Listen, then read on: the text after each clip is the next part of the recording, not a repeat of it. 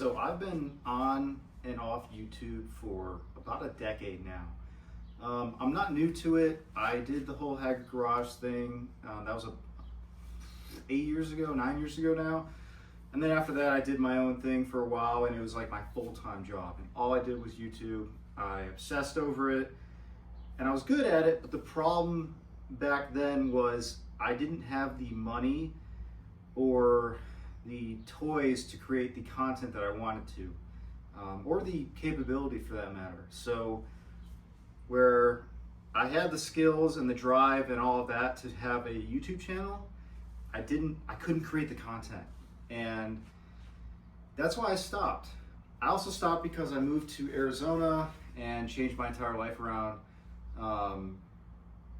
But now I'm in a position where I can create the content. I have the cars. I have the skills to build crazy stuff. I'm doing cool stuff all the time.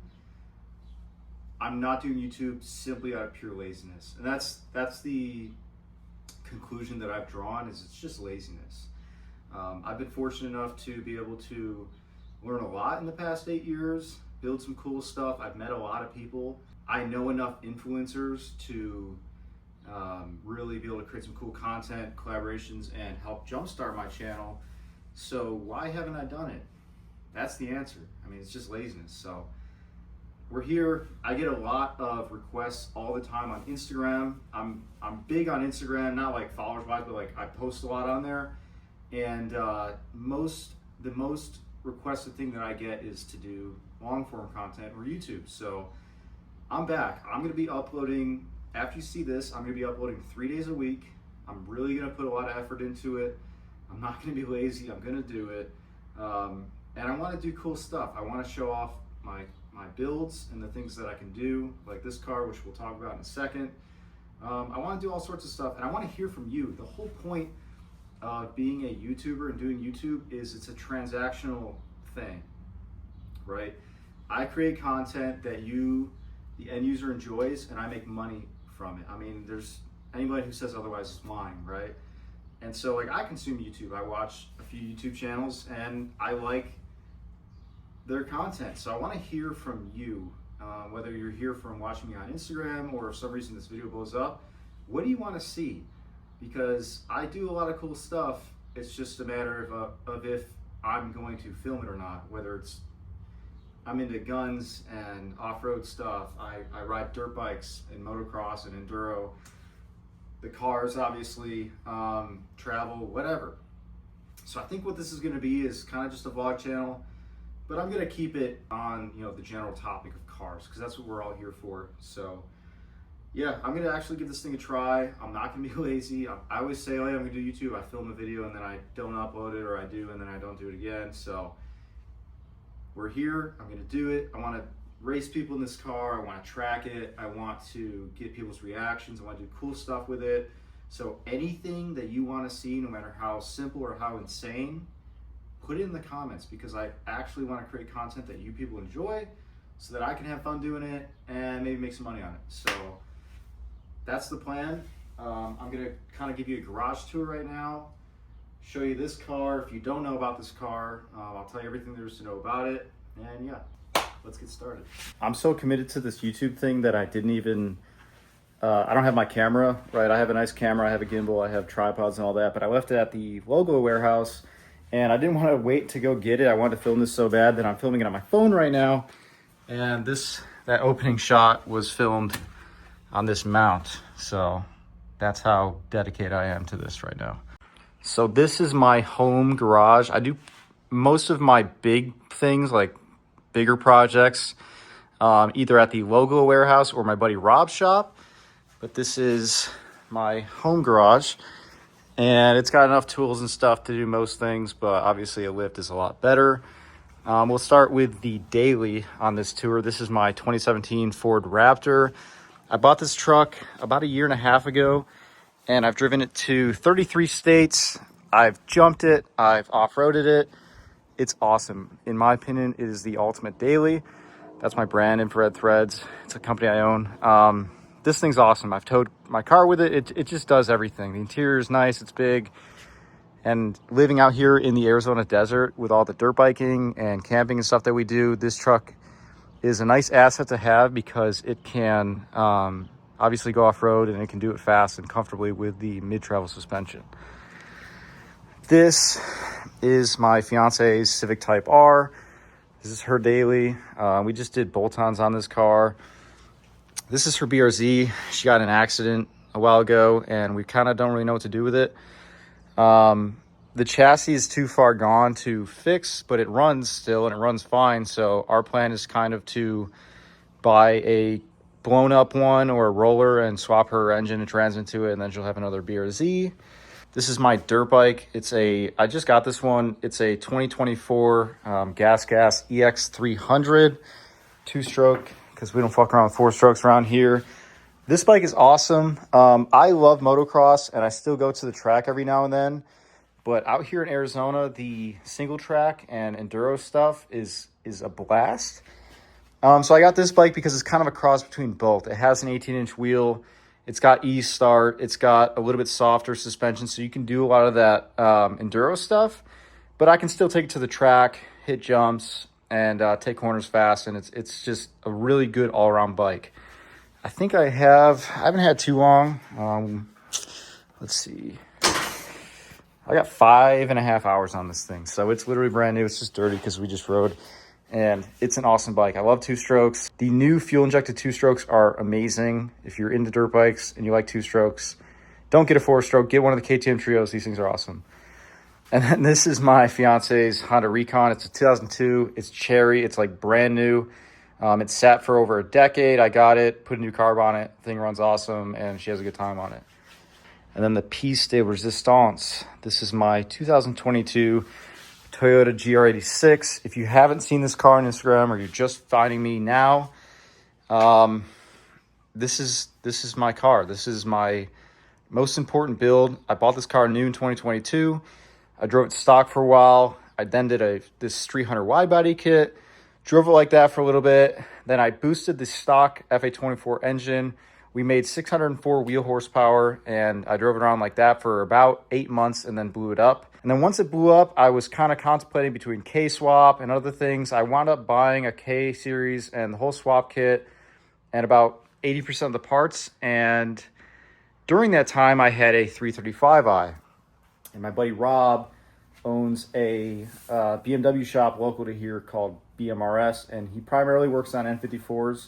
So I met him through my 335. I built that thing, and I was so impressed with how much power it made and how smooth the engine was and everything. I kind of made a joke at Thanksgiving. He's like, let's put N54 in the GR. And here we are. It's the world's only N54 swap GR86, and we did everything in-house from the fab to the wiring. I made the entire wiring harness myself. Engine mounts. It's got a one-of-one oil pan because the GR86 is a front sump setups usually, so M54s are rear sump, so I had to make an oil pan. I made a pickup tube. I made the mounts, and this was a huge undertaking. It looks like it fits in there well, but it really doesn't, and it took a ton of thinking things out, wiring, fabrication, you name it, and I've been driving it now for about 3 weeks. I finished it, did some engine braking stuff, and then just yesterday, actually last night, we finished the tune on it, and it's a fucking rocket ship. There's no other way to put it. It's a 2,600, 2,700 pound car with, I'm not gonna say how much power because I have a couple of assholes I have to race, but a lot of power, and it's just awesome. I mean, I love this engine. I think they're excellent engines at their core. I think the electronics and all the bullshit around them sucks, especially when people don't do maintenance, but this car's on a standalone ECU, so I was able to delete a lot of the bullshit BMW stuff, primarily the direct injection. So this car is port injection only, and it runs great, and it's going to live for a long time. It's going to make power for a long time, and I just think it's an awesome engine. It's a German 2JZ. So obviously, M54 swap. We have the Street Hunter wide body kit. I bought a Speed Factory from mount intercooler radiator combo because I've always loved the way they looked. For one, they're meant for Hondas, and two, in my car, as you can see, I have no room right here from the engine to the front, I guess, crash bar or radiator support.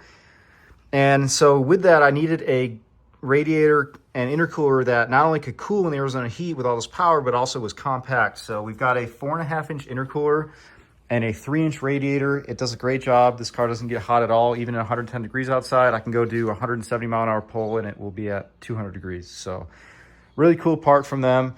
We have TEs. Obviously, I love TEs if you know me. Willwood big brake kit. Back here, we have a Voltex Type 7.5 swan neck wing. Some people don't like this. I love it. It's a super rare piece. I waited 2 years for it. And to my knowledge, it's the only one on this chassis because it's not made for this car. We actually made it work. Going to the interior, not much going on here. It's just dirty right now. We've got all of the Driven Media carbon pieces. I have grid EDIRB 032 seats. It's pretty stock. I mean, other than just, you know, trim. That is a DCT shifter. It's a sequential shifter because this car does have a BMW ZF8 HP trans. 8 HPs are awesome. I've really been enjoying it. I'm a manual guy, but I'm having fun with it, and I'm eventually going to move to like a Samsonis or something like that. We have full CAN bus integration, so everything in this car works like factory, which is awesome. It took me a long time. The wiring on this car definitely wasn't easy. It might be for some people, but I've never done a full wiring harness myself. So in the glove box here, we have Max ECU. I've really been enjoying this. A lot of people use these on BMW engines. There's my fuse / relay box, and then I have a Zincan back there holding the BSD board, which controls the water pump and the alternator. So I've got all my electronics nicely tucked in there. And like I said, mostly stock other than the seats and these Driven Media carbon pieces. I just think it looks really nice in OEM Plus, especially with the shifter like that. Forgot to mention Alpha X headlights, High Rev Motorsports taillights, more carbon pieces. Yeah, I just wanted a really clean street car with kind of a track-like appearance to it and aura.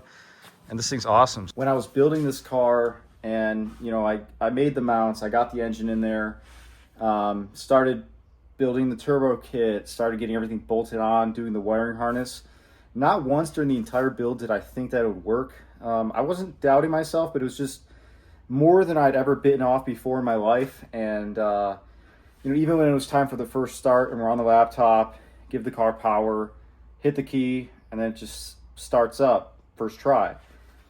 I didn't think it was going to. And then, you know, next thing you know, we're like, okay, we have the transmission control down. Let's go for a drive. And then I didn't think we were going to be driving it. Next thing you know, we're driving it. And then next thing you know, Daniel's like, all right, for it, we're going to hit some boost. So I've put probably 500 miles on it since I did the swap. I haven't had any issues except for a alternator that went out, and that's my fault because I wired the BSD wrong on it. And then this is what happens when your coupler is loose in your intercooler pipe. Let's go at 30 pounds of boost. Hit that pretty fucking hard, but not a big deal. I can bend this back or get a new one, whatever. But other than that, this thing's been great. And I've been doing pulls with it, driving it a lot, beating on it. And later in this video, we're gonna go for a ride. I'm gonna show you just how this thing sounds and how it drives. All right, so about to go get some food. Here's a cold start.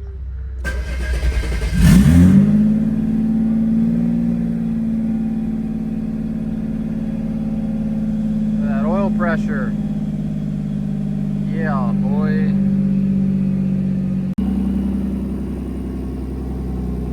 Let it warm up a little bit and go get some food. And I'll do some pulls as well. Give you guys an idea of what it's like. So obviously it's loud with the hood exit.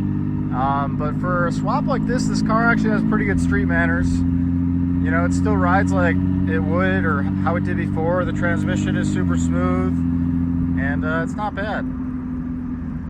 So I'm gonna roll into it a little bit. I don't really get much traction below 60 miles an hour.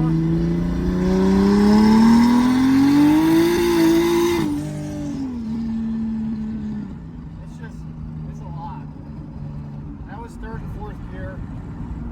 And Yeah, she's pretty fucking rowdy off the highway. That was your first like proper pull. What do you think? I started to sweat. Is it fast? Yes. It's a handful, that's for sure. I was pointing at that curb. Rolled up to the spot, got the car over there. Got our pizza. We're gonna sit here and eat a little bit. That's gonna be it for this video because it's kind of long and drawn out. Once it's daytime and we can see better, I'll get more into the car and do some pulls and stuff like that. But I really hope you guys enjoyed. Again, like I said earlier, leave me a bunch of comments. I want to know what you want to see, suggestions. Tell me what I did wrong. Make fun of me. I don't care. And consider subscribing. So thank you for watching.